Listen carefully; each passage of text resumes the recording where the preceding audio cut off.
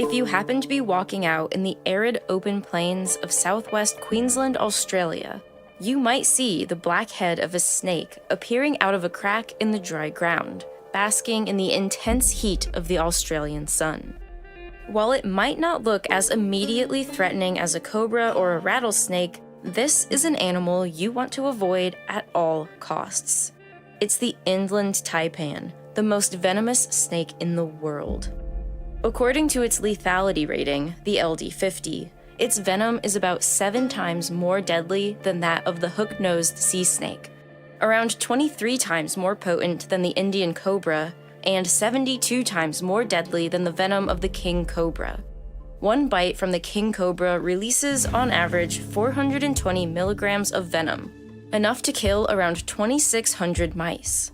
But one bite from the inland taipan, which only releases about 44 milligrams of venom on average, could kill up to 220,000 mice. And in some cases, inland taipans have been shown to inject over 110 milligrams of venom in a single bite. That's enough to kill 500,000 mice, or over 100 humans. Even a small bite from an inland taipan can cause permanent damage, and if you're not given the taipan antivenom within 45 minutes, you'll most likely bleed out from your wound, your kidneys will shut down, and your body will go into paralysis, leading to respiratory failure and death. Before antivenom was readily available, every bite from an inland taipan was fatal. But why is it so lethal? And how does it do so much damage to the human body? And how did it evolve to become the most dangerous venom in the world? To understand why the inland taipan is so deadly, we first need to understand where venom emerged in the evolutionary tree. Like so many hunting and feeding traits in animals, venom in snakes appeared due to dramatic changes in geography and habitat over millions of years. It's not clear exactly when and how venom appeared in snakes. It could have either come from a single origin around 170 million years ago, leading to toxicity in the venom of many diverse reptile species, or it could have evolved independently across multiple lineages. So we might not know exactly when it evolved, but it's generally understood why it evolved. Based on fossil records, it's been suggested that the first snakes caught and killed their prey by mechanical constriction. Like modern constrictors, these early snakes had robust vertebrae and short but powerful muscles between the vertebrae, allowing the spine to flex at multiple positions. A snake constricts its prey by capturing it within several loops in the spine, and then applying pressure, using the short distances between the vertebrae to create tight angles within the loops. The prey's blood flow to vital organs, the brain and the heart, is restricted, causing the animal to fall unconscious and eventually die from cardiac arrest. The forest-rich habitats of the Jurassic era were perfectly suited to this exact sort of predation. A snake could hide in the dense undergrowth, patiently waiting for its prey to pass, grabbing it quickly and trapping it between the loops of its spine before it could escape. The relationship between a snake's method of killing their prey and their habitat is something we still observe today. We tend to find constricting snakes like boas in jungles and dense environments, as these habitats are perfect for ambushing their prey. But what happens if you open up the environment? During the Miocene period, from about 23 to 6 million years ago, environments across the world began to slowly change. The air became cooler, the conditions drier, and differences in local climates became more pronounced, leading to areas opening up to form savannas. These were perfect for the development of rodent and bird life, but less ideal for the constricting snakes. The snakes that were ideally suited for constriction weren't suited to chasing animals across these new, more open landscapes. This required longer, multi-segmented muscle chains instead of shorter, more powerful blocks of muscles used for constriction. And so, if snakes needed to chase their prey, they also needed a new way to immobilize and kill them: venom. Over millions of years of evolution, snake venom has developed into a complex cocktail of biological toxins that can stop prey dead in their tracks.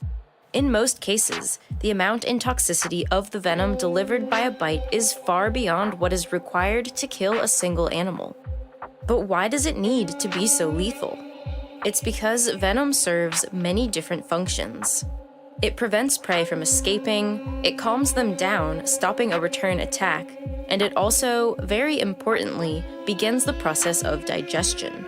Killing the prey is an added bonus, not just because it means that they can't run away, but also because it speeds up the process of extracting the necessary nutrients from the animal. But what's really astonishing about snake venom is not only has it evolved to be highly toxic to a snake's target prey, venom has also found more than one way of achieving this toxicity. The black mamba, native to Africa, and the coastal taipan, native to Australia, are both members of the elapid genus. They both have similar body sizes, color, and venom toxicity, and they both hunt similar-sized mammals like rats and mice.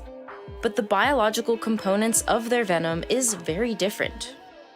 The black mamba's venom is mostly made up from so-called Kunitz-type peptides and three-finger alpha neurotoxins. But the coastal taipan venom is made up of mostly phospholipases, beta neurotoxins which have a completely different mechanism of action to alpha neurotoxins. We'll get on to how these different toxins work later, but this is just one example of convergent evolution. The venom of these two species are designed to do exactly the same thing, but have a very different composition. We see these large and small variations in venom composition in similar snakes across the world. Let's take the three Australasian taipans as another example. The Central Ranges taipan, found in the mountainous regions of Western Australia, the coastal taipan, found along the east coast of Australia and the southern border of Papua New Guinea, and of course the inland taipan, found in the outback of Western Queensland. Each species survives on an entirely mammalian diet, and they all eat similar-sized animals, but there are surprising variations in the composition of their venoms. The Central Ranges taipan, like the black mamba, has venom made up from almost entirely three-finger alpha neurotoxins. Coastal taipan venom, as we saw before, is mostly made up from phospholipase beta neurotoxins. And the inland taipan has a deadly combination of both of these types of neurotoxins. It's difficult to say exactly why the inland taipan has evolved such a potent venom. It might be because of the scarcity and difficulty of catching its prey in the open areas of the outback. But it could also be as a result of random gene mutations that haven't been selected against. Either way, there's no denying its toxicity. Despite how powerful its venom is, the inland taipan will bite its prey multiple times, recoiling after each strike to allow the venom to surge through the body. It injects a mixture of toxic proteins into the bloodstream and subcutaneous fat, which begin to act instantly. First, one type of enzyme breaks down the proteins in the blood and the blood vessels, loosening the connective tissue, weakening the walls of the capillaries, and triggering inflammation in the body.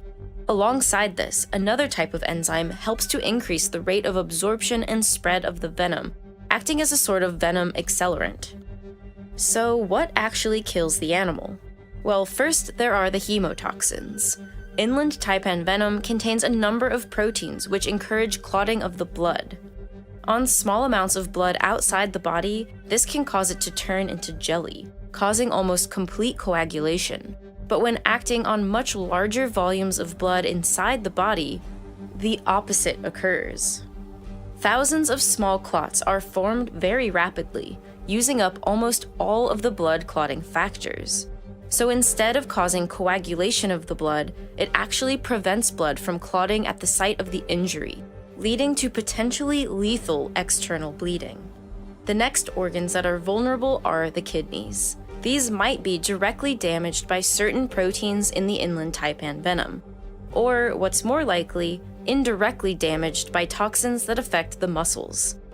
These myotoxins specifically target muscle fibers, causing the release of damaged muscle tissue into the bloodstream.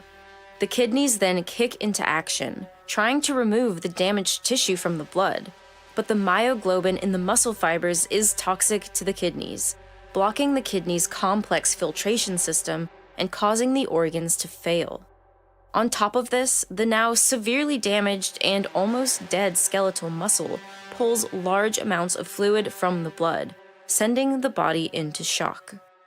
But if the animal, by some miracle, manages to survive the bleeding and kidney failure caused by this first set of toxic proteins, there is almost no chance it will survive the effects of the second set, the neurotoxins, the proteins that are primarily responsible for the venom's remarkable lethality. As we saw with black mamba and coastal taipan venom, these toxins are separated into two categories: alpha and beta neurotoxins. The alpha neurotoxins in inland taipan venom are fast-acting, deadly proteins, targeting acetylcholine receptors at the junction between the muscles and the nervous system. Acetylcholine is a vital neurotransmitter, which allows the nervous system to communicate with the muscles, controlling the contraction and relaxation of muscle fibers. So when the venom's alpha neurotoxins bind to these receptors, they prevent acetylcholine from binding, stopping communication between the brain and the muscles, leading to rapid muscular paralysis. But despite how dangerous this sounds, this process is relatively easy to reverse. The binding of the toxin to the receptor isn't very strong, and if you're bitten, the paralysis caused by these toxins can be overridden by administering an antivenom, as long as it's injected within 30 minutes of the bite. But things aren't quite as simple for the other type of neurotoxin in inland taipan venom, the beta neurotoxins. These are much slower acting, but considerably more lethal. The primary beta neurotoxin in inland taipan venom is called paradoxin, and is part of a family of enzymatic proteins that are found naturally within cells. But in most cells, their activity and concentration are carefully controlled due to the dramatic effect they can have on the cellular machinery.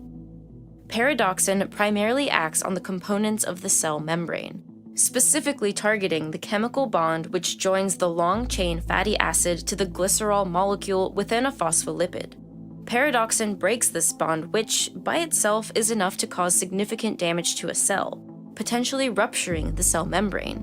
But it's actually the product of this reaction that causes the biggest problems. When the phospholipid is broken, it releases a fatty acid chain, specifically a molecule called arachidonic acid, and it's this that ultimately leads to permanent paralysis and death. Again, like with the alpha neurotoxins, the site of action of paradoxin is the neuromuscular junction, the point of connection between the nervous system and the muscles. If paradoxin gets into the presynaptic cell, it'll start by breaking down phospholipids to produce arachidonic acid, which then triggers a stream of calcium ions to be released. Cells are very sensitive to changes in the amount of certain ions, and this large increase in calcium ion concentration causes almost all of the acetylcholine to be released from the synapse. The acetylcholine travels across the synapse and binds to its receptors, causing them to become desensitized and turn off for a short period of time. By itself, this wouldn't be enough to cause paralysis, but now there's a critical problem with the communication system. Almost all of the acetylcholine has now been used up, and even if the cell wanted to make more, it can't, because the arachidonic acid has also prevented reuptake of choline, the molecule required to make acetylcholine. But this isn't the only problem caused by paradoxin. If it gets into the post-synapse, it can also deactivate acetylcholine receptors completely. Again, the same thing happens. Phospholipids are broken down into arachidonic acid, which causes a massive release of calcium ions. But this time, the calcium ions activate enzymes which turn off the acetylcholine receptors, even causing them to be removed from the cell membrane for a number of hours. The result of all of this is a complete and irreversible shutdown of the neuromuscular junction. The brain can't consciously or unconsciously communicate with the muscles, and the body is totally paralyzed. The lungs can't inflate, the heart stops beating, and the animal dies of respiratory failure.